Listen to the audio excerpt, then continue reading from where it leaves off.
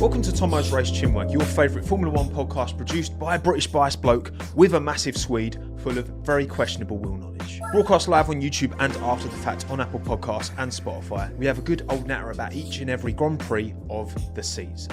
My name's Tommo, let's talk about it. Wow, okay. Good morning, good afternoon, good evening. Welcome to TOMMO'S Race CHINWAG post Canadian Grand Prix edition. This one is also sponsored by Saley. More on them in a bit.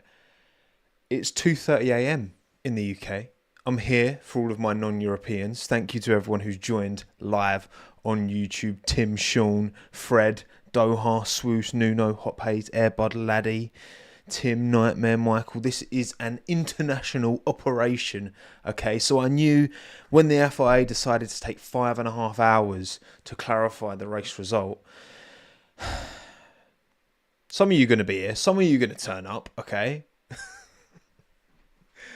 Oh my, I should have just gone live like after. I was kind of like, I didn't want to do my post-race chinwag and then the result changes. That's the last thing I wanted. And the flexibility that comes with this, I can go live at any time, right? Minute and a Hannah a kip. And I should be, right? And if you are European, you should be tucked up in bed as well, sleeping. But hey, we're going to do our thing, okay? And I'm wearing my bucket hat because why not? Okay, I like my bucket hat, okay? It keeps me out of the, well, it's roasting in the UK at the minute. It's roasting. And this actually isn't quite as restrictive on me head. But also I need a trim. So for a multitude of reasons, I've gone with the bucket hat today. And we're going to crack on. Okay, we're going to crack on. Let's talk all about what was a mixture. I mean, look, I've put a poll in the live chat. Race rating out of 10. Please let me know your score out of 10 for this Grand Prix. If you are here live, I will reveal my score out of 10 very shortly. I love the Circuit Gilles Villeneuve. It's one of my favourites. Best one to go to of the ones I've been to. The one I'd recommend the most highly. Weather was great this time out. Sometimes it can be a stinker weather-wise, but that typically produces a great race. And this time out, it was nice and sunny in Montreal. And we saw, obviously, this will be remembered. That's the thing, right? This Grand Prix will be remembered for a particular incident between a couple of teammates in orange that we'll get onto.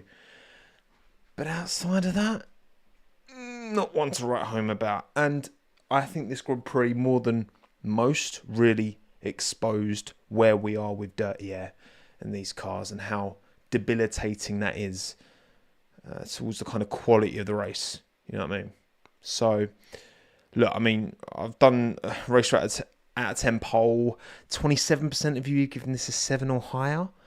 36% of you are 6. 26% of you are 5. 13%, should I say, have given it a 4 or lower.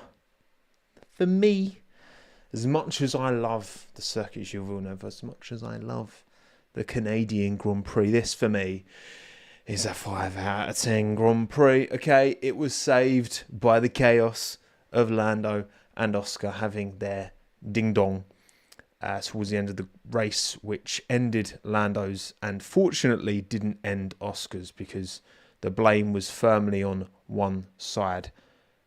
Even though Lando kind of got away with it in terms of post-race penalty. We'll get onto that. That is quite contentious, I would say. But yeah, look, 5 out of 10. Wasn't one to write home about, but George Russell retains his win, which is the thing I had to wait 5.5 hours for. It's crazy that they decide, you know what, we're going to go through all of these shooting because there was a bunch of stuff about, you know, overtaking under safety car after the checkered flag because Lando's car was, you know, getting towed away and they just had to do it in order of when these things happen. So they left the George Max thing right to the end. Stupid. Learn. Stop doing that, FIA. Okay? I want to go to bed. But it means that we're here live at 2:30 in the morning, which is an elegant time zone if you're in Australia or in America or in India or anywhere else that isn't Europe. So, look, listen, truly an international scene going on here, okay? So let's start with qualifying, shall we? Let's quickly go through qualifying. And by the way, just a reminder, I will be interacting with you in live chat. Don't you worry. But when I'm kind of split screening, I'm just going to be rattling through it. And then I'll go back to full screen. And then we can have a bit more of a dialogue, all right? So George Russell put it on pole. A stonking lap. Got it into the 1 minute 10s. I want to say he's the only driver who got into the 110s, wasn't he? He did a 110. I've got my little spreadsheet. Yeah, 110.899. The only driver to get into the 10s.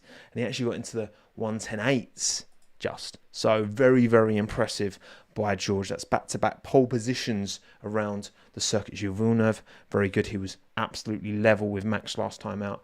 But dunked a good couple of attempts on Max this time out. However, Max was still the person in P2 ahead of Oscar Piastri, Kimi Antonelli, Lewis Hamilton, Fernando Alonso, Lando Norris down in P7.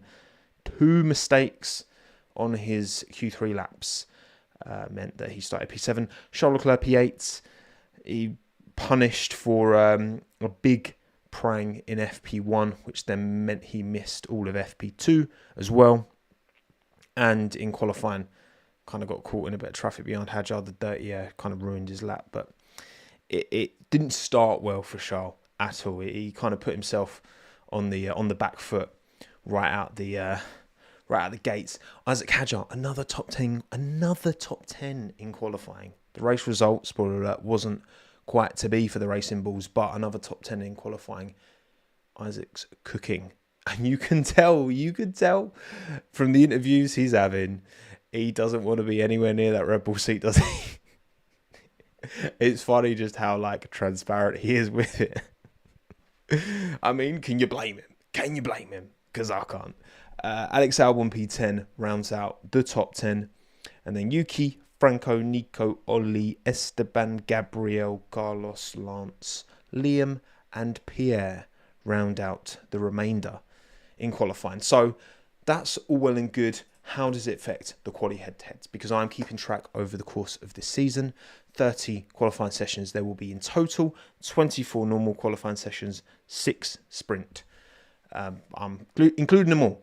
Average deltas between drivers, Bosch, Lovely, Jubbly. And as you can see, there's been actually quite a bit of movement in terms of positions here. So obviously the biggest gap on average still is Max over Yuki by 0.739 of a second. Then it's Alonso over Stroll, 0.325. Then Russell over Antonelli, 0.296. Then Hadjar over Lawson, 0.267. Leclerc over Hamilton, 0.156. Piastri over Norris by 0.137. Then Albon over Sainz, 0.120. Gasly Colapinto, 118. Hulkenberg Bortoletto, 107. And then the closest gap on average so far this season is Esteban Ocon versus Ollie Behrman, ahead of Ollie Behrman, should I say, by 0.072 of a second. So that's how it's averaging out. So over half the grid are within a tenth and a half of their teammate on average in qualifying. So most of them are pretty close, and then it's again the Racing Bulls, the Mercedes, the Astons, and then obviously Max doing what Max does to his teammates with a significantly bigger gap than the rest. But this is, again, I think this is the most representative version of at least one lap pace, okay? Because we know some particularly the experienced drivers, excel more than the rookies over a race distance, because managing these Pirellis is a tough gig, and one lap pace should be considered differently to race pace, and you kind of put them both together to get a total picture of a driver. But this is still interesting, I think. This is still pretty interesting. Newgarden's had a big crash. Damn, I hope he's all right. In the IndyCar. Right. So then race results. These are confirmed race results. I did these graphics earlier, and part of me was glad that the result didn't change, because then I wouldn't have had to change all the graphics. But also part of me was like, well, I should have just done this earlier. But anyway, I'm gonna stop moaning about that. Okay, you're not here to hear me moan. You're here to hear me analyze and pick apart and give my opinions. So that's exactly what we're gonna do. Okay. George Russell wins over Max Verstappen. Andrea Kimi Antonelli gets his first podium in Formula One. What a vibe. What a drive from Kimi. Like, he's had such a difficult triple, that European triple header. He was really struggling, and he was there. Still half a second off of George in qualifying. In terms of qualifying, it wasn't actually, even though he started P4, it was quite a bit off George. George just absolutely killed his lap. But then in the race, Kimi actually held his own, which is, again, huge for a rookie. Huge for a rookie. So well done, Kimi, P3, ahead of Oscar Piastri, P4. And that move on that Kimi put on Oscar, lap 1, turn 1, 2, that kind of section, paid dividends in the end, paid big dividends in the end. Oscar Piastri, P4, ahead of Charles Leclerc and Lewis Hamilton. Fernando Alonso, Nico Hülkenberg in the Sauber. Let him cook. Esteban Ocon P9 as well. Big result for Esteban. More points on the board for him. And then Carlos Sainz rounds out the top 10. It's Behrman, Tsunoda, Colapinto, Bortoletto, Gasly, Hadjar, Stroll. And then Norris. Lawson Albon did not finish the race. Norris technically was considered to have finished it because he did more than 90% of the race. But for all intents and purposes, he didn't complete the race. And we all know why. And we will get into that. Don't you worry. Don't you worry. So, driver standings are as follows. After 10 of 24 rounds, we are almost 2 more races and then we'll be halfway done. Oscar Piastri extends his lead. Even though Max closes in on Oscar, he extends his championship lead over Lando Norris in P2. So 198 to 176. That is now 22 points. The gap. It was 10. It is now 22. Verstappen 155, Russell 136, Leclerc 104. Then Hamilton, Antonelli, Albon, Ocon, Hadjar. I forgot to change some of these colours. So, it happens. But we're just going to carry on. The names are correct. The colours might not be. This is just part and parcel of a TOMMO'S race CHINWAG. Okay? The odd little bit of graphic incompetence. We'll get there. Hülkenberg, Stroll, Sainz, Gasly, Tsunoda, Alonso, Behrman. Alonso definitely not in a Haas. Lawson, Bortoletto, Colapinto, Doohan. So Alonso jumps up. He gets some points on the board. Some more points on the board. Does Fernando. Hülkenberg gets good points on the board. Ocon gets good points on the board as well. Very, very good. Well done. I tell you what, and as well, the team battle, the constructors battle is cooking. At the back, I'll tell you what, that bottom 5, you've got Haas, Racing Bulls, Aston Martin, Sauber, all split by just 8 points, and then Alpine stinky with 11. But even then, one decent result, and Alpine are up there as well. That scrap between P6 and P10, I think it's going to be pretty interesting. Now, of course, it's hard to get super invested in who's going to finish P6? Wait. It's not one that's going to keep you up at night, is it? But it's something, all right? It's something. It's better than 9. So, happy days. And then Williams, of course, have got that kind of P5 lockdown. Mercedes jump back up to P2. Obviously, a huge weekend for them. Getting P1 and P3, which means almost maximum points for them. They jump back ahead of Ferrari. And, of course, Red Bull. Max delivers P2, but Yuki out of the points once again, unfortunately. So, yeah, constructors, that's going to hurt them. Unfortunately, where it is. And then McLaren still, they don't extend their lead at the front, but I mean, it's still almost 200 points. 374 to 199. Even when the teammates are crashing into each other, they're still dominant. They're still the dominant force in Formula One are McLaren. Thank you. I'm glad you like my hat. Shulzej. Sorry, I really absolutely battered the pronunciation of your name. I do apologise. And then also, briefly, want to talk about F1 Academy, which we had as a support series this weekend. I always make sure to give a little bit of context as what's happened in F2, F3 or F1 Academy. We just had the F1 Academy this weekend and we had 3 different race winners, which is pretty cool. So the most recent, around race 3, there were 3 races because remember Miami, the second race got cancelled because it rained too much. So Dorian Pan won the first race. Then it was Emma Felbermeyer. I want to say I pronounced that right, I think. maybe not, I don't know. Her first win in F1 Academy. She won race 2, and then Chloe Chambers, the Rebel driver, won race 3, which means Chloe Chambers is now P2, but still behind Dorian Pain, who's looking pretty clear at the minute. It's going to take a big effort from Chloe's. Definitely got it. Chloe's been, 3 pole positions now for Chloe Chambers, so she's definitely quick enough. But it's just 6 more rounds to go, spread over 3 weekends. So she's going to have to try and catch up quick, because, of course, the prize for winning F1 Academy is a paid race seat. So Abby Pulling's doing GB3 at the minute, and that's paid for by F1 Academy. So it's a pretty significant prize to these drivers.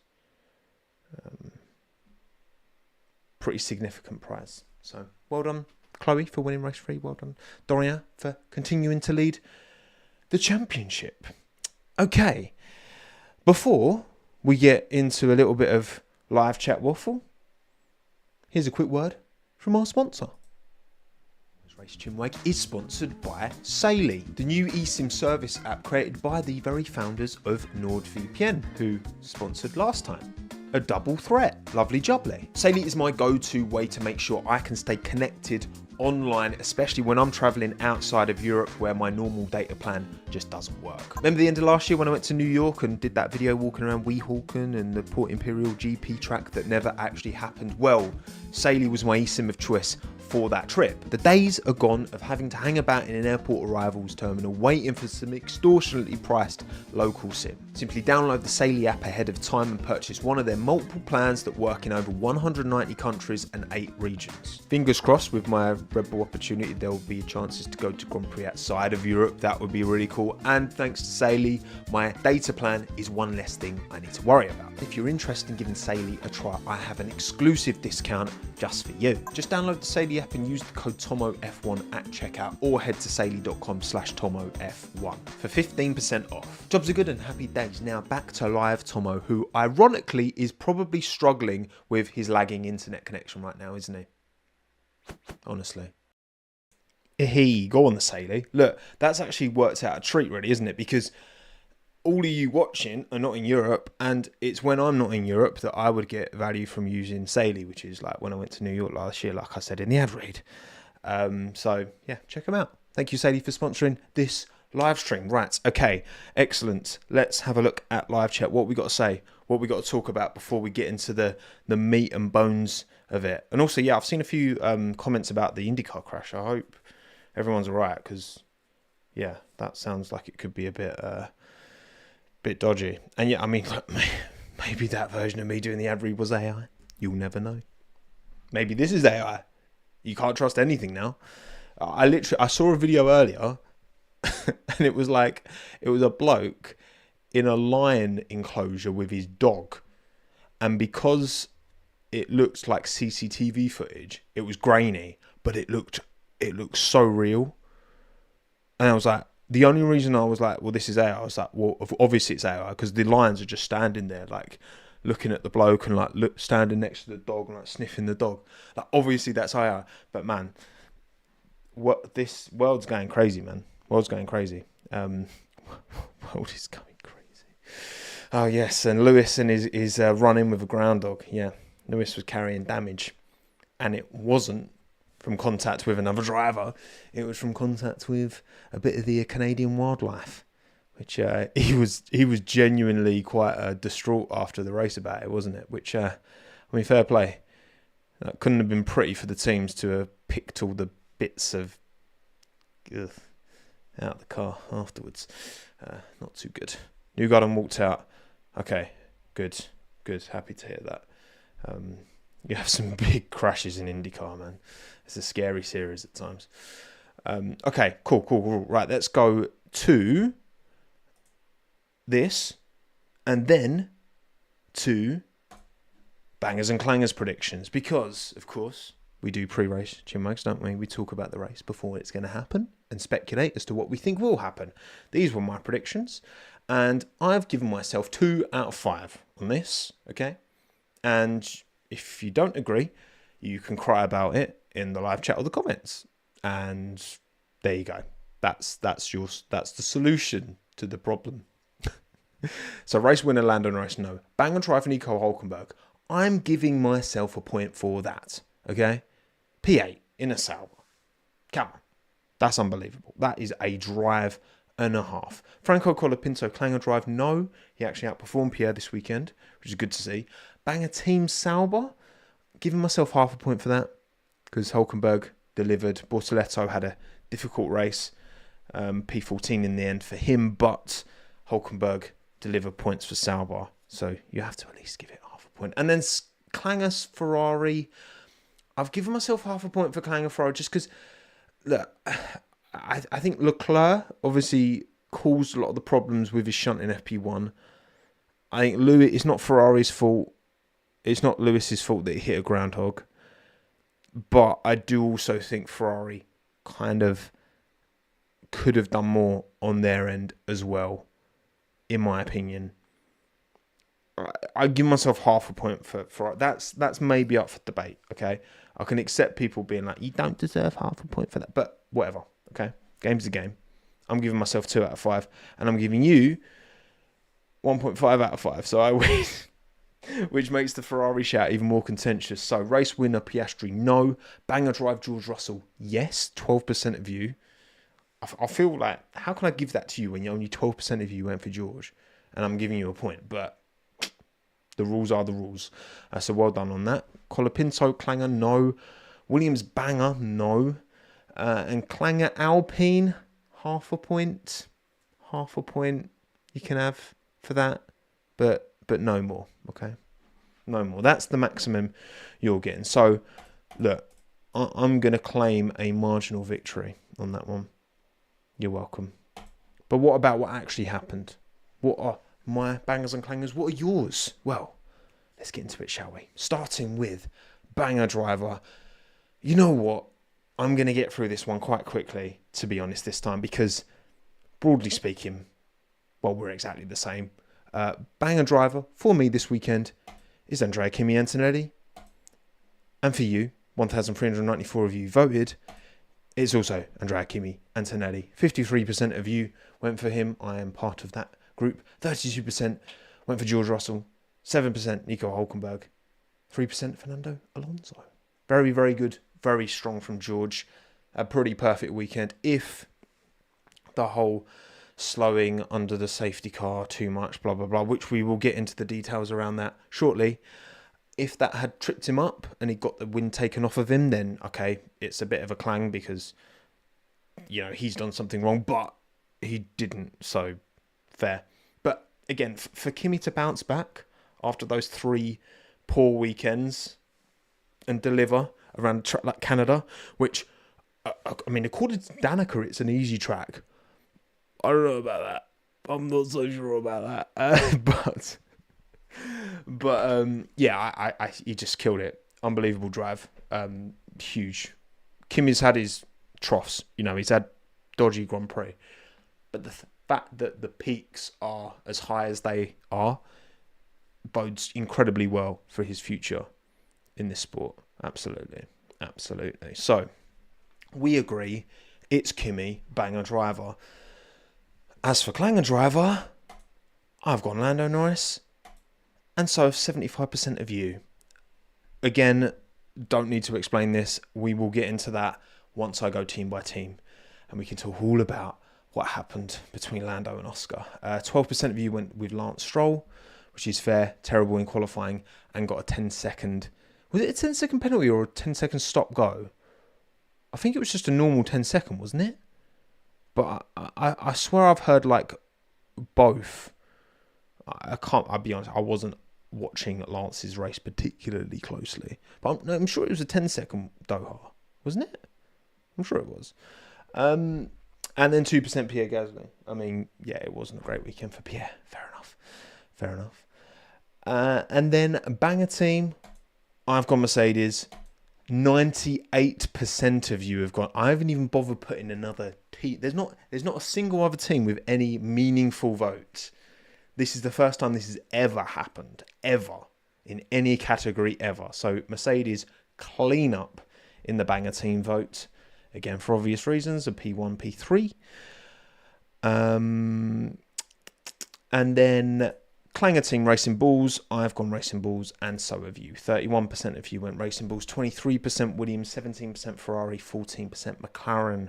Racing Bulls just, I mean, they had to retire Liam because apparently the engine had a cooling issue. I'm not so sure. I think it's probably they just wanted to save the PU and knew Liam wasn't going to get any points, which doesn't bode particularly well. Again, we'll get into that. And Hadjar just fell backwards in the race. Obviously, the penalty for blocking Sainz in qualifying was a team issue because Isaac was under the impression Carlos wasn't on a push lap, but he was. And just pace-wise, kind of fell backwards in the race. Just weren't really at it this weekend, which is a shame for Racing Bulls. So, yeah, we actually completely, which doesn't happen often, completely agree. So look at us.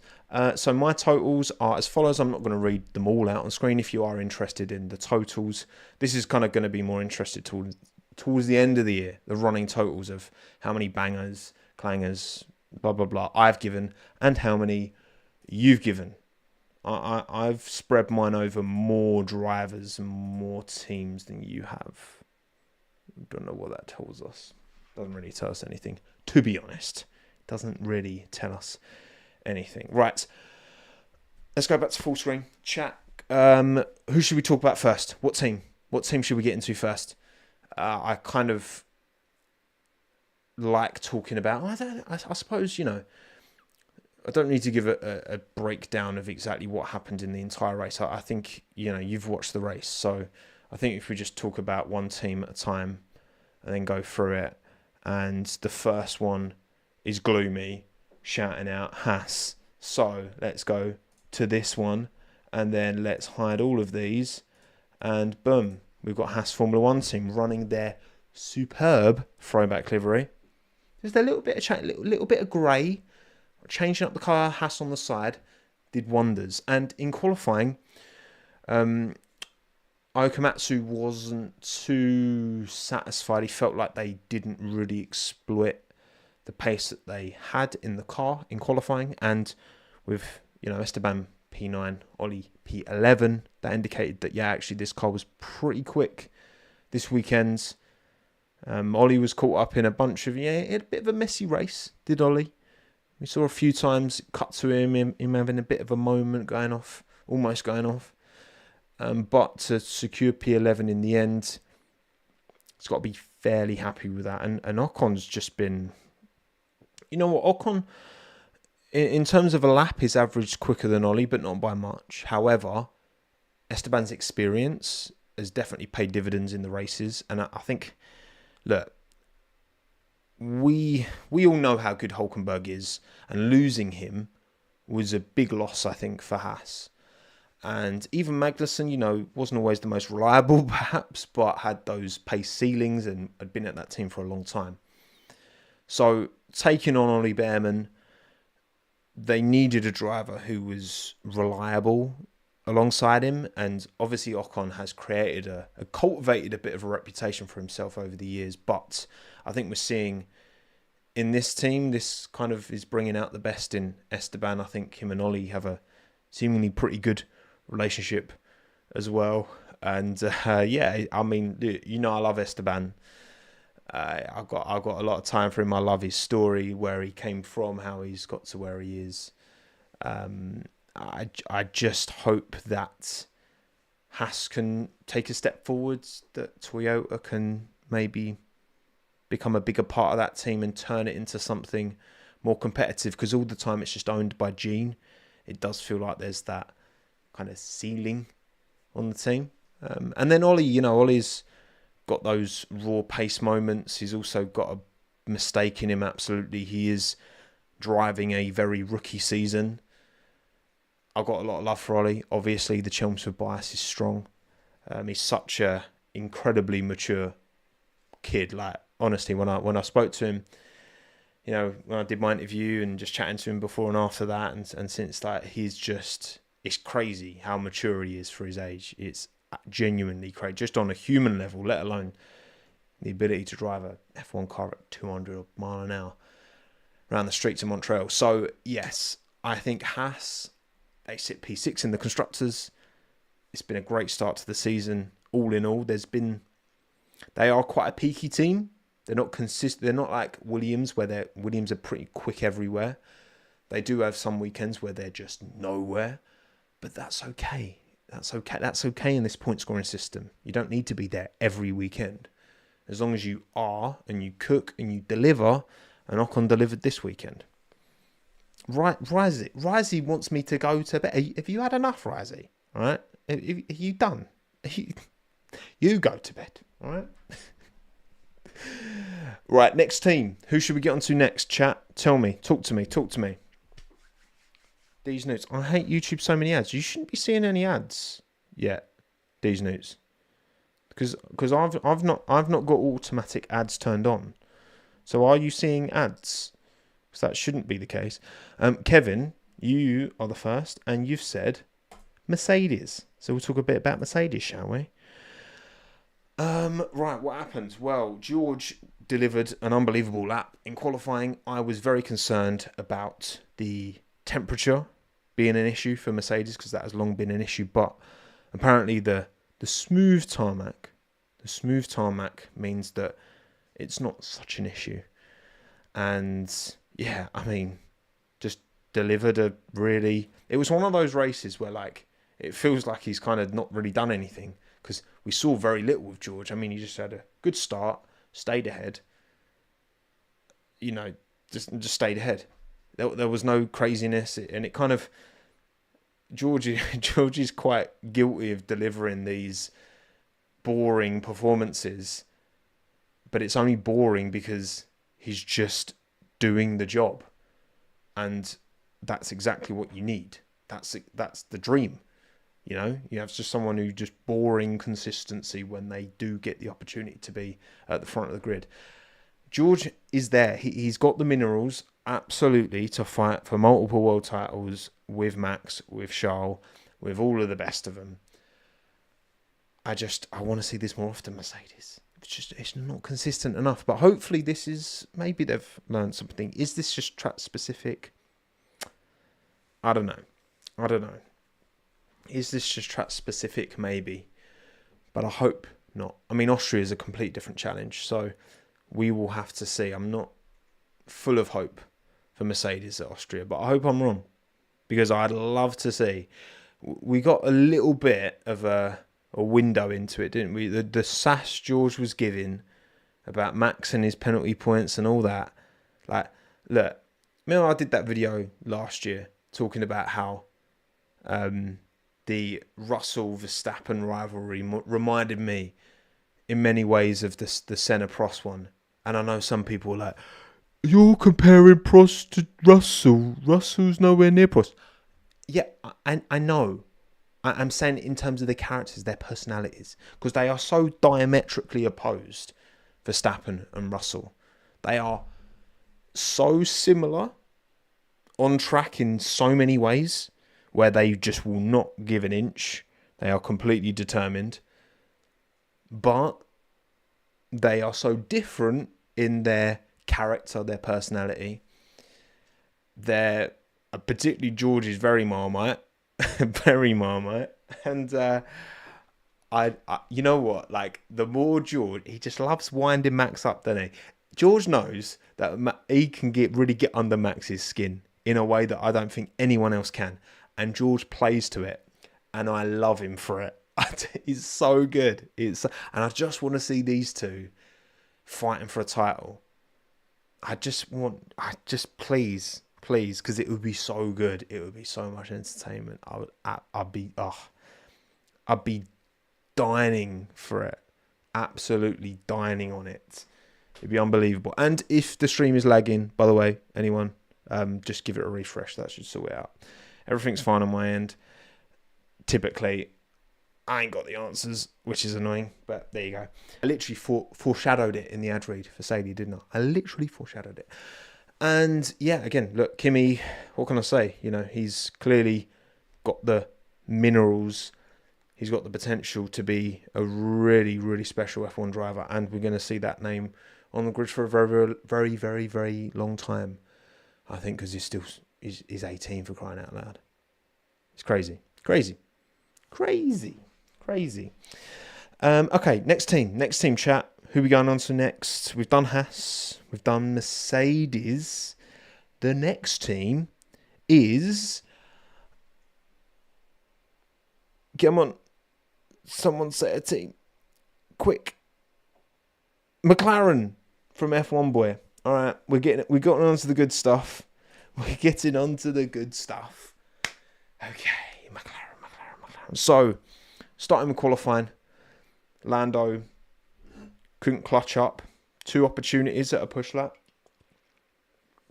And he went over the chicane on the first push lap in Q3.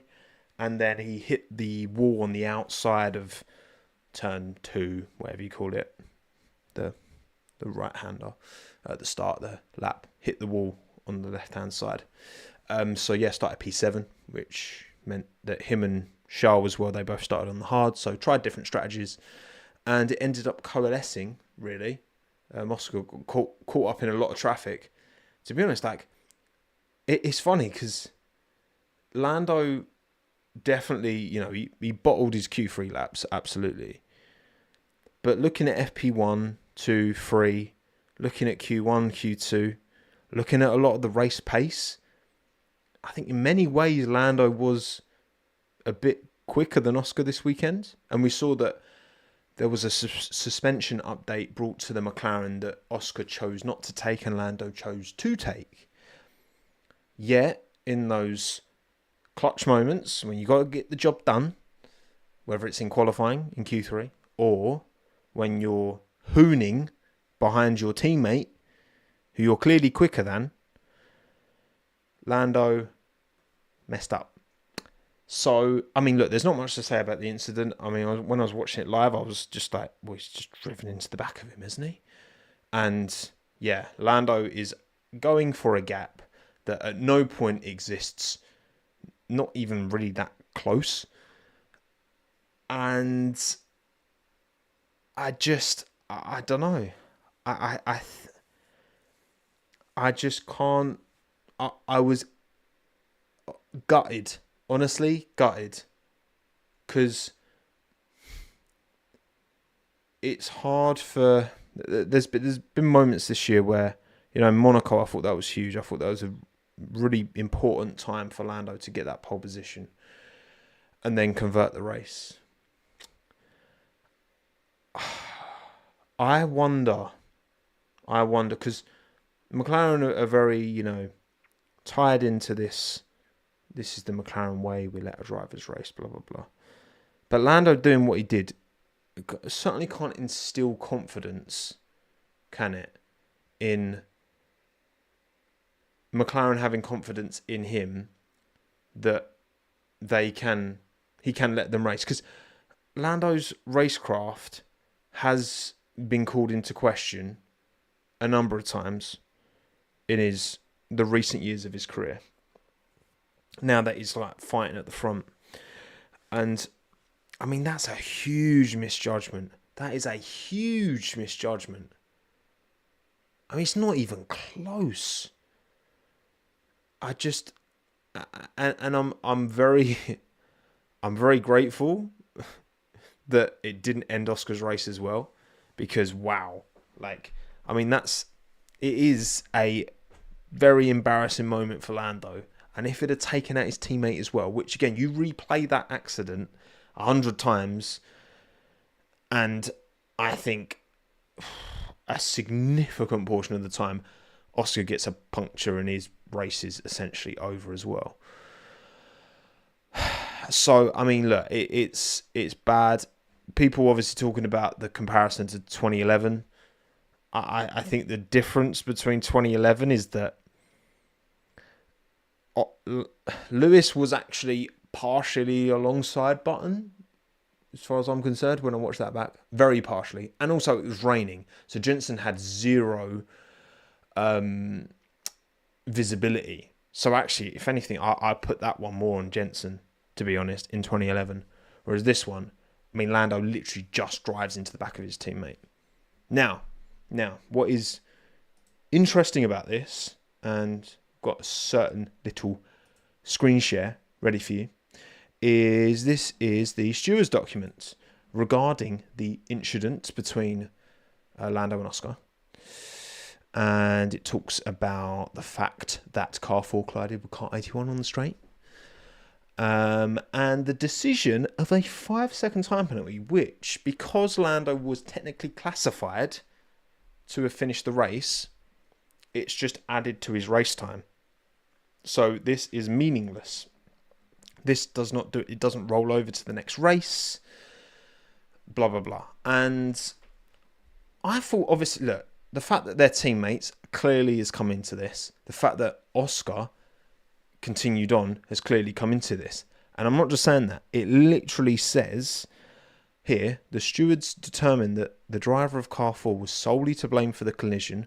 Because the collision had no immediate and obvious sporting consequence, we imposed a 5-second time post-race time penalty on car 4, which is the 5 seconds, which, because he technically finished the race, doesn't count.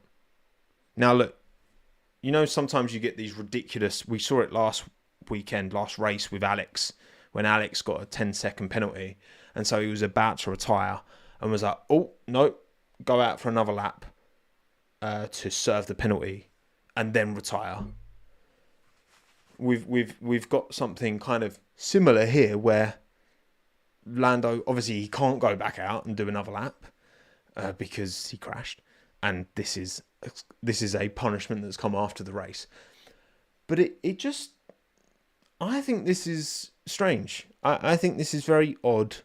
I think this is very strange. I think the incident merits a penalty, in my opinion, for the next race. Whatever that might be, a 5-place grid drop. A grid drop, I think, is probably the most appropriate penalty, if you ask me. For them to... Because the collision had no immediate and obvious sporting consequence, we imposed... See, I was under the impression... Look, correct me if I'm wrong. Right? I thought we were aiming for a sport where the outcome doesn't really factor into it, right? Again, you play that incident another 100 times, right? Over a lot of those times, Oscar's getting a puncture and he's out the race. Should that change the punishment that Lando gets for driving into the back of another car? Regardless of whether it's his teammate or not, Lando just drove it.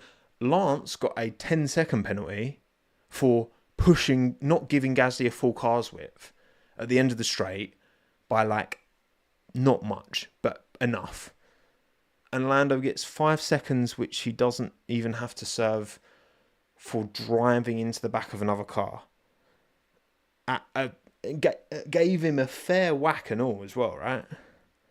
Now look, I know the British bias allegations are strong with this one. I mean, I've looked at the names of the stewards. I think there's maybe one British steward of the 5, maybe 2. I think just one. But this certainly doesn't help the British bias allegations. I will give you that, okay? Because yeah, to me I would have given Lando a 5-place grid drop for the next race. And if Max did this, it's a guaranteed race ban, though. Oh, that's what... Yeah, look, and no points on his license as well. I mean, drivers get points on their license for some very menial things at times. And for Lando to not get a proper penalty and not get any penalty points, I think he's a very, very, very lucky boy. I think he's a very lucky boy. To me. I think he's very lucky. I don't actually think... I'm not sure. Hang on, let me find... I don't think Derek Warwick's a steward this weekend. Because didn't Derek Warwick have to take a step back because basically he was going doing stuff to like media, almost a bit Johnny Herbert-esque, and then they were basically like, no, you can't do that. No, the stewards this weekend are Gerd Enser, which doesn't sound like a British name. They could be, I don't know. Matthew Selly, could be British. Natalie Korsmit, could be British. Enrique Bernaldi, definitely not British. I know he's not. And Marcel Demers, which I don't think is British either. So, but again, some people, believe it or not, there are people out there who don't just blindly defend the actions of someone who's born on the same piece of land as them. But that might shock you. It shocked me. It might. Believe it or not. But yes, Lando, that he knows it. He put his hands up straight away, which, like, fair play to him. And there's no other way. Of course, like, it would be insane if he tried to, I mean, when it's that clear and obvious, I think, like, you've got to put your hands up straight away and admit it. And, you know, Lando's been very apologetic afterwards. And I do, I just, first of all, on a human level, Lando, he's clearly a very nice bloke. Clearly, like, I think whatever criticism you can have of Lando, you can't criticise his character as a human being. I don't think so, because the way he carries himself is fantastic, and it's just, in a sporting capacity, you can question his mentality. Absolutely. You can question anyone's sporting mentality, and I think you can separate that from the human being. I'm disappointed because I know this is going to really hurt him on a human level. And I'm also disappointed because I want a championship that goes the distance. And not only is this hurt him points-wise, but you're then asking a lot of him to be able to bounce back from this. Like, say we're in this incident, say we are in this kind of situation in another, 2-3 races time, where Lando's the quicker guy behind Oscar, going to try and pass him. Like, is the fear of this happening again, is that going to play on his mind? Because I wouldn't blame him if it did. And that's the thing. I think, again, if you're just ignoring the human being and just thinking, what is the prime sporting mentality? It doesn't matter if it's F1, football, golf, any sport. Doesn't matter. When you make a mistake, you bury it. It's done. It's finished. It's over. You wipe it from your mind. And I have no doubt in my mind that a Max Verstappen or a Tiger Woods or a Messi Ronaldo, right? These sporting individuals, when they mess up, in some ways, because their ego is so big, they move on very quickly. They might dwell on it for a little bit in private, and then it's gone, and they move on to the next thing, and they're not worried about. With Lando, I think he is a lot more. I don't think that's the way he's wired, and I don't think that's the way 99% of human beings are wired. By the way, I think that is just something that that fraction of a percent of top tier athletes possess, I guess. And can he bounce back from this? I think this is going to be really difficult, and I want him to, because I want a title fight that goes the distance, and I really hope he can. But it's going to take a lot. It's going to take a lot for Lando to bounce back from this. I hope he can, but it's a big ask. Thank you, Clinton, by the way, for the super chat. Some of these penalties are ridiculous. Mistakes happening. If someone's mistake only hurts themselves, stewards stay out of it. No harm, no foul. Some of these penalties are ridiculous. Mistakes happen, and if someone's mistake only hurts themselves, stewards to stay out of it. No harm, no. Also, Clinton, you think So I'm judging by that. You don't think that Lando deserves a penalty because you're saying that mistakes happen, and if someone's mistake only hurts themselves, which it did in this instance, it only hurt Lando, the steward to stay out of it. I disagree. Personally. That's just me.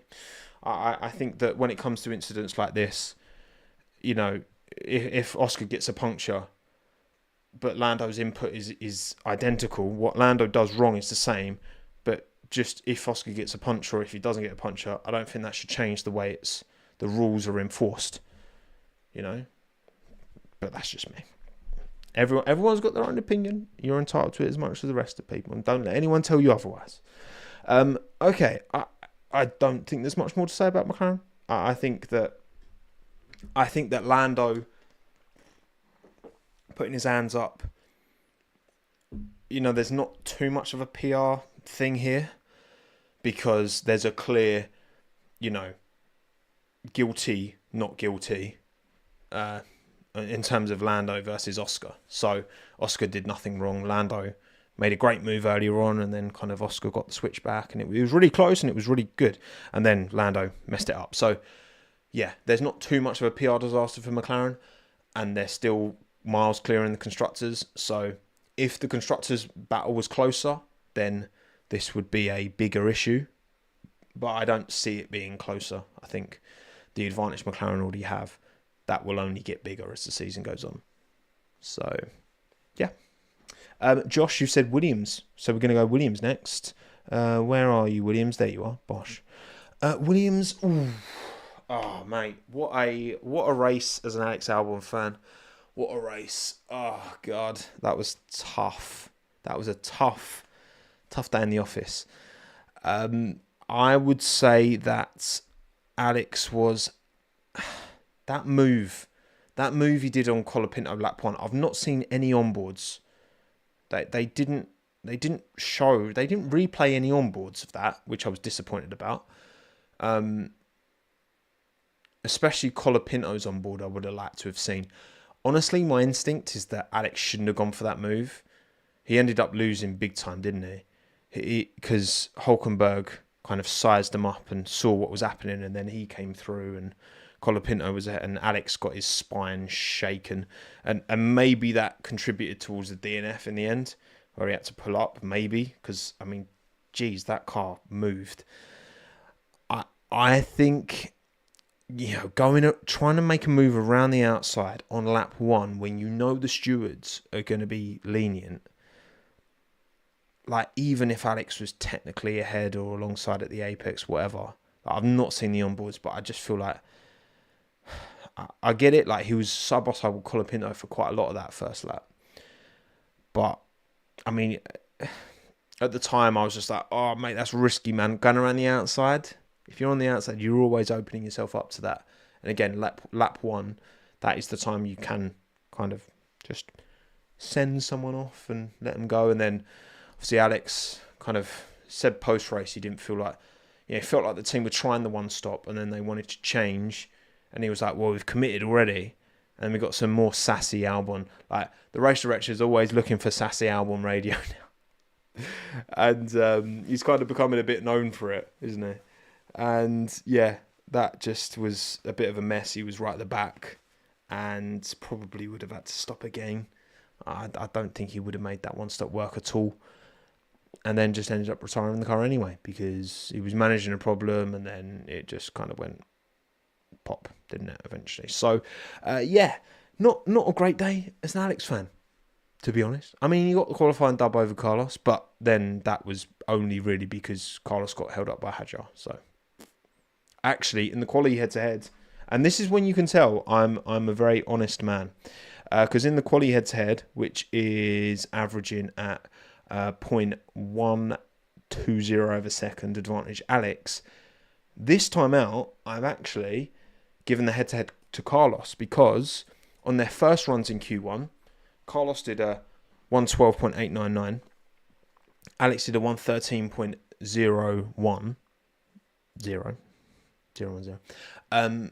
And then obviously in the second runs, when the track's gripped up a bit more and blah, blah, blah, obviously Carlos got massively impeded by a Hadjar. So I've not included those second runs. So I've actually only included the first runs where Sainz was actually quicker than Albon. But I think that's more fair. I did the same with Gasly and Doohan in Australia. So don't call me biased. Don't call me biased. I'm here for Vamos as well. Don't you worry. But yeah, look, not a great race. At least Carlos got a point on the board. But obviously that was only because Lando messed things up. So yeah, one to forget. It's a shame because, again, I think, Albon getting to Q3, Sainz definitely had the pace to get to Q3. Just some bad decision making. That car definitely had the potential for points. And it has had the potential for points every single weekend so far this year, which is great for Williams. And should mean that P5 is pretty hooked up for them, which is going to be huge. Gets more sponsors through the door. Like, high-profile driver like Sainz as well, alongside Albon. Yeah, they're both driving at a very good level. And, yeah, just one that didn't reflect in the points what the performance actually was, I guess, I would say. Right, Joe, you've said Aston Martin next. Lovely jubbly, we'll go on to them. Obviously, Stroll did participate in this Grand Prix and was pretty stum, which, I mean, look, is entitled to be. That's up to him, about his operation and the wrist issue. That is what it is. It would have been fascinating to see Drogovic got an opportunity this weekend.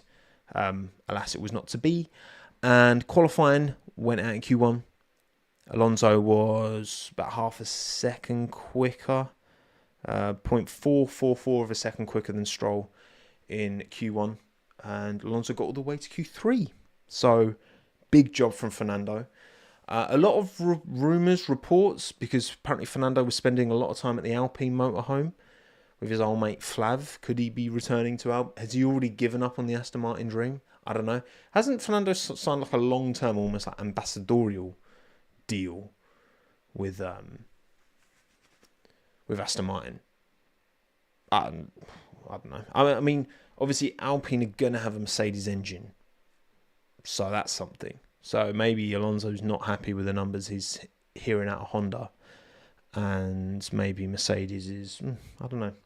It's very hard to get a read of where these engines will be. But Fernando is up against time. So if Alpine offer a better opportunity to win than Aston Martin, he kind of has to go for it. And you know what's really... I've just looked outside and it's starting to get light. Damn. This is a degenerate streamer at 3:27 a.m. But here we go. I still feel all right. I've eaten a lot of sugary cake today and a lot of caffeine. So we're fine. We're cooking. But yeah, huge result. Great drive from Fernando. Was caught out a bit on that first after that first pit stop in traffic and it didn't look great at the start, but he knuckled down and good points for Fernando. Stroll didn't really make any impetus in the race, so not much more to be said for that. But yeah, like I say, Fernando's kind of up against time, isn't he? And you know, whoever's going to offer him the best chance to win a title in 26, he needs to be trying to get to that team. And if it's a Mercedes powered team, if it becomes an engine formula, and you've got Mercedes, McLaren, Alpine, and Williams being the top four teams because they have the best engine. Remember, Williams, you go back to 2015, 16, they were cooking, man. They were rapid, even though their chassis wasn't great. But they had the Mercedes power unit. So, yes, we'll see. You know what, Matthew? A Red Bull right now would help. But I have not stolen any from Red Bull headquarters yet. So I'll have to do that next time I go in. Oh, dearie me. But yes, Aston Martin, they've improved the car. So fair play. Good to see Alonso getting points because that's obviously where he deserves to be at an absolute minimum. And Lance must do better. We'll talk with Red Bull. Go on to Red Bull now. Yeah, look, I think Max kind of maximised his weekend. Big put a big lap in, what was it, lap 39, after he pitted his out lap to make sure he came out ahead of Antonelli, which was very obviously important in the final result because Antonelli almost made it a 1-2. Would Max have got past Antonelli? Probably, realistically. But yeah, I don't think Max could have done much more this weekend. And then Yuki, you know what? Be honest, I didn't see Yuki, the incident that got him that 10-second grid drop for qualifying. But yeah, so he started P18, worked his way back to P12. Obviously was P13 before, again, Lando came a cropper. And just another weekend, Yuki's no points. It's just a shame, isn't it? It's a real shame that we're not seeing Yuki show the ability that he clearly has in that car. And again, say the same about Perez, same about Albon, same about Lawson, same about Gasly. But yeah, it's annoying. It's honestly annoying. And I do really wonder how things are going to work out. What is actually going to happen? You know, do Red Bull retain Max for 26? In my opinion, I've said this 1,000 times before, like, it makes no sense for Max to leave because Red Bull is the perfect place for him to, like, right, I'm going to help you maximize our chances in 26. And if, the chassis and the engine's rubbish in 26, then he can look at the lie of the land and then leave for 27 to go somewhere else. But if he leaves now, well, what if Red Bull actually do all right? What if Ford actually, what if they actually cook something decent in Milton Keynes, And then Max has left somewhere else. So I just think it...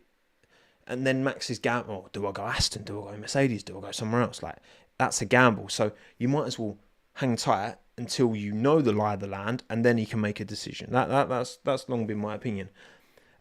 And this second seat problem, Red Bull can't rely on Max being there forever.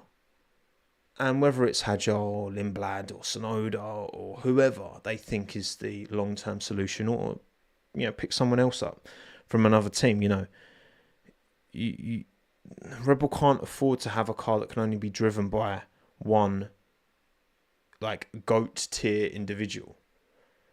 Like, not if he leaves, Like, that's just not sustainable going forward. So I do hope that whatever Red Bull are cooking for 26 is a car with a wider performance, let me say wider performance window, a drivable performance window. Because even Max isn't loving the performance window of the Red Bull. And yeah, it's just annoying as a Yuki fan, right, to see him not being able to showcase his full ability, because it's just not been great, has it?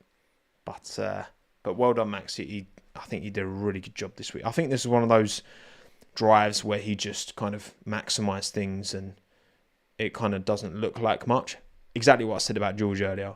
Doesn't look like much. It's not all singing, all dancing, but they've probably both had an unbelievable weekend, and it just kind of looks a bit dull, because they don't do a lot of craziness. Might as well talk about Racing Bulls then, off the back of that. Hadjar, again, great qualifying, fell back in the race. Liam, difficult qualifying. I am really concerned for Liam.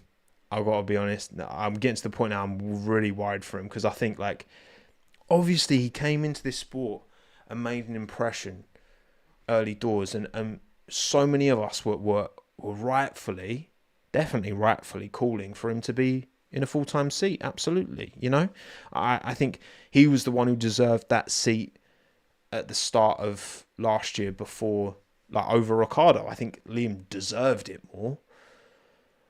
I still would have loved to have seen Ricciardo in the main Red Bull, but we never will. I just... Oh, man. It just feels like Hadjar's just punishing him, man. And that must be so demoralising for Liam. Because, he's come in, made an impression, got that Red Bull, and then got dropped after 2 Grand Prix, and then Hadjar is just consistently outperforming him. And it's like, there is a quality driver in there. We've literally seen the quality. We've seen him out-qualify Verstappen in Singapore. We've seen him be the only person to actually overtake Max in Zandvoort. Like the only overtake that was a proper overtake the whole race. Sorry, WinCap. Sorry, any New Zealanders who are here live, because this is a friendly time zone for you, but it's not been a friendly time on track for Liam. And it's a shame because he's again like super nice bloke. I hope you, but you just see Lindblad's and the noise and the excitement at Red Bull towards Arvid. And if anyone's getting to get dropped, it's Liam based off the performances right now, which is, if they're going to get Arvid in. Someone's got to go. You know what I mean? So yes, I am. I do. I just think it's not worked out for Yuki or Liam. That's the problem, isn't it? When they made that call to give the main seat to Liam, I said it at the time. I think they should have stuck by it for the sake of both of them. And that quick change, and then no pre-season testing for Liam at Racing Bulls, no pre-season testing for Yuki at Red Bull. I think it's just to kind of hurt their ability to showcase their talents, you know. This is what it is. It is what it is. It sucks. It sucks. It is not fun to watch. Not fun to watch at all. Kind of like Ferrari. Ferrari's a frustrating watch as of late, isn't it? Look, there's talk about these upgrades that are coming. It just keeps getting lighter. Every time I look out that window, it's a bit lighter. Jeez. Okay. Yeah, like, it's... Charles messed up massively in FP1 and was punished throughout the weekend for it. Lewis hit a groundhog. And it's like, bro, like, you can't make it up. Lewis has had some stinky performances, right? But he's also had some stinky luck. And this is one of those where that was taken, you know, maybe half a second a lap off him. Charles felt like he had the potential for pole last race. And it didn't happen because he, you know, didn't go out again, whatever. I think he thought there was a lot more. And you look at the way he was running. Charles and Lando on those hard tyres at the start. Charles was keeping up with Lando. Like, that gap was pretty consistently about 3 seconds. He was just holding that gap there. Charles thought they should have gone for the one stop, and I don't know, maybe he was right to think that, maybe he wasn't. But yeah, I feel like Charles and Ferrari could have, from both sides, messed up, gotten more out of these last 2 weekends. So that obviously gives some hope. And then if we see an upgrade, probably it's going to be coming out over Silverstone. And then possibly the race after that, I want to say. So it's not quite ready yet, but it's too little too late, you know. McLaren's a miles ahead. Unless Ferrari can give a car that in the second half of the year, Charles and Lewis can just pop it P2 every weekend, P1 and 2 every weekend, sorry. Then I ain't got much faith, you know. I ain't got much faith. And there's obviously all this chat about Fred. Fred was very ballsy this weekend with the Italian media, and it does feel like, look, again, Ferrari's a very unique team with its connection to the fan base, connection to the Tifosi, and how it's integrated with, you know, Italian media. You know, in the UK, you call British Bicycle all you like, but you've got McLaren, you've got Williams, you've got so many of these teams based in the UK. You know, in Italy, it's all about Ferrari. It's an institution. So if you're getting, you know, the way Fred's kind of painting it is that you're getting these Italian journalists who are, you know, wanting him out and creating these stories, which the team reads, and it doesn't help matters. Do I think Fred's the problem? No, I don't. I think Fred's net impact to that team since he joined has been overwhelmingly positive, you know. I just think that there's a lot more to, it's like in football. There is a default to, just change the manager. Just change the manager. That will sort your problems out. Well, I mean, Man United have been doing that since Fergie left, and it's not gotten far, has it? So, look, there's no smoke without fire. There's clearly issues at Ferrari. They've, changed a lot of that car, and it's still not competitively where it should be. It's just a shame, and the dream move for Lewis, it has to be, the focus on 26, and changing Fred now just derails any potential chance of that 26 project being good. I think that would be crazy for him to go. So I believe in Fred. I believe in Charles. And I said it in my last video. I believe there is still reason to have faith in Lewis. I just don't think anything's going to happen this year. I just don't. And RIP to that groundhog. RIP to that groundhog. Sauber, very good. Hulkenberg in the points yet again. And they've definitely taken a step forward with the upgrade. Jonathan Wheatley, Mattia Bonotto, cooking. I think the engine's not going to be where it needs to be. I think Hulkenberg is a great driver to have, but I don't think he's going to get a podium in that car. Honestly, I think Hulkenberg's best chance at a podium is probably this year and just hope for a crazy race. Because actually that Sauber, top 10 on merit 2 weekends in a row. So I think that he can't end his time in Formula One. That would be one of the great injustices. In fact, this weekend, one of the great injustices, Robert Kubica was meant to make the move to Ferrari, then had that horrific rally accident and, wasn't able to return to F1 for a very long time and wasn't the F1 driver that he once was when he did return with Williams. But he now won with Ferrari in Le Mans. So, huge shout out to Robert Kubica. What a man. What a geezer. What a legend. And hopefully, as a fellow Le Mans 24-hour winner, Nico Hulkenberg won it in 2000 and something. Can't remember. Nico needs to get this podium, man. Just get this, please. Please. Please. Come on, Sauber. You can do it. You've seen the step forward. Give this man his podium. Please, I beg. And Bortoletto, difficult weekend for him. Look, I'm all in all, Hulkenberg's a demon, right? He's so good.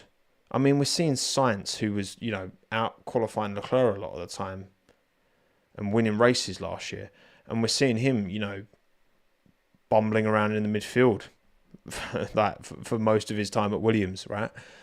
Hulkenberg is absolutely good enough to take wins, take podiums. There's no doubt in my mind. So for Bortoletto, it's a huge challenge. And for Gabriel Bortoletto to be averaging, 0.107 of a second behind Nico Hulkenberg, I think that he's doing a pretty good job. Yes, in the races, it's coming unstuck a bit. I think Bortoletto's, is one for the future. I really do. I've got a lot of belief in Gabby. I think he's different gravy. And I don't use different gravy lightly. You know this, right? Okay, I'm much more selective with who I bestow the title of different gravy. And Gabriel Bortoletto is one of those people. Bortoletto. Take a shot every time Thomas says Bortoletto. You're welcome, J-Pro. Have a good night. Because you're going to be steaming by the end of it. And then finally, Alpine. Actually, I wanted to leave Alpine till last because there's some interesting information about the management going on. And I heard about this on Ted's Notebook, and then I was like, I want a little bit more into it. So, Luca de Mayo, that's not his actual name, Luca de Mayo, has stepped down as Renault Group CEO and is joining Kering, who are the big multinational who own like Yves Saint Laurent and Gucci. So he's moving away from automotive entirely. And it was Luca Di Maio who kind of employs Flavio as executive advisor over the F1 team. But now Di Maio's gone. So there's going to be a new person coming in, I imagine, at Renault to be CEO. Are they going to give a damn about F1? Are they going to, there's been a lot of talk. I do believe that they have been lining this team up for a sale for a while now. With someone new coming in, that could accelerate the process. That could halt that process. It'll be interesting to see. Time will tell. Maybe they bring back the Renault branding on that car, the yellow and the black. Oh, that would be sick. That would be sick. So, yeah, I mean, who knows? That's kind of a developing story. Maybe that was something to do with Alonso's chats with Flavio. Maybe Alonso buys it out. Alonso Grand Prix.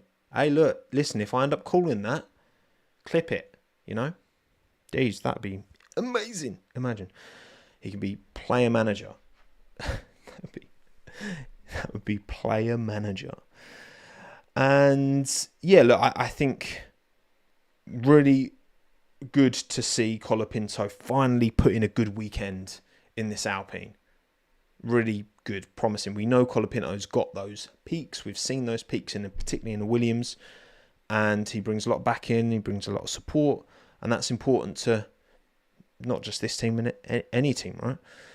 So I think Franco, very good this weekend. Gasly, not a great weekend. Obviously qualifying hurt in the biggest way possible. But yeah, game's the game, innit? Game is the game, right? That's 1 hour, 18 minutes we've been waffling for. It's now 3:46 in the morning. Excellent. Let me check out some live chats. Starting with supers, of course. Thank you to anyone who super chats. You are far too kind. You really don't have to, but I do appreciate it. Thank you, Wincap. Why do you think McLaren was slow this weekend? Well, I think Mercedes were particularly adept at this track. They were last year. They were quick. And then George, crashed in the race. So I think just inherently Mercedes are good around here. I think the dirt, honestly, even though the McLarens probably were faster than Max in his Red Bull this weekend, Max did the job in qualifying, and Oscar lost position. Oscar didn't get past Kimi all race.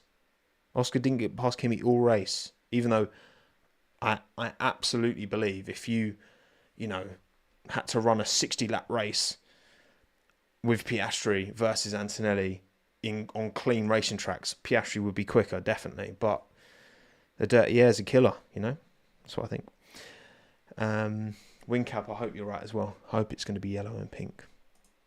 I do. That'd be lovely, wouldn't it?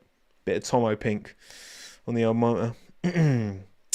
Right. What else we got? I'll do another few little chats.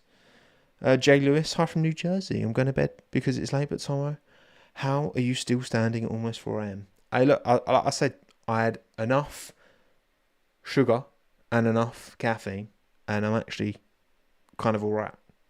Maybe a little bit crazy, but I'm all right. Hot Pace, thoughts on JJ Spawn? What a putt to win it. What a putt. 173 foot worth of putts in the last 7 holes. Unbelievable. I did want Adam Scott to win, to be honest, because what a legend, man. If he'd have won that, I'd have been gassed. But after seeing JJ get so close in the players, I'm glad that he got it done this time out. So, not unhappy with that at all. Thank you, Daniel Metcalf. Appreciate that. Love the Kiwi flag. Do you see Auckland FC got beaten 10-0 by Bayern Munich? Damn. Thank you, Peter, as well, for the super chat. Very kind of you. Appreciate that. Daniel, I finally catch a Tobo stream live, living in Australia, and the man's in a bucket hat. Yeah, I am. You know what? I think bucket hats are pretty popular in Australia. I think, actually, this makes me more accessible to an Australian audience. That's why I see it. Josh Gee, Mercedes 1-2 at Monza. Do you reckon? Do you reckon? Do you reckon?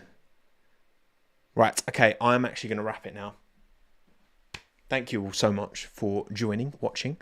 I'm going to save the Spotify Apple Podcast upload for tomorrow because I need to now sleep. And I'm not going to wait around for Spotify Apple Podcast because that takes ages to upload. So, appreciate you all taking the time. Thank you for your support. Much appreciated. In the comments down below, if you got this far, let me know. Video, not quite sure what I want to do this weekend. Or this week, sorry. For the main channel video. I mean, obviously the Lando Oscar incident is a big one. I think George merits a video talking about him. I think Nico merits a video talking about him. I don't know, there's a few different topics swirling in my head. So maybe let me know video topics down in the comments below if you're on YouTube. And then if you see one you like, maybe you just give it a like. Because that helps me knowing what you want. So, yeah. Right, that's a wrap. Thank you again.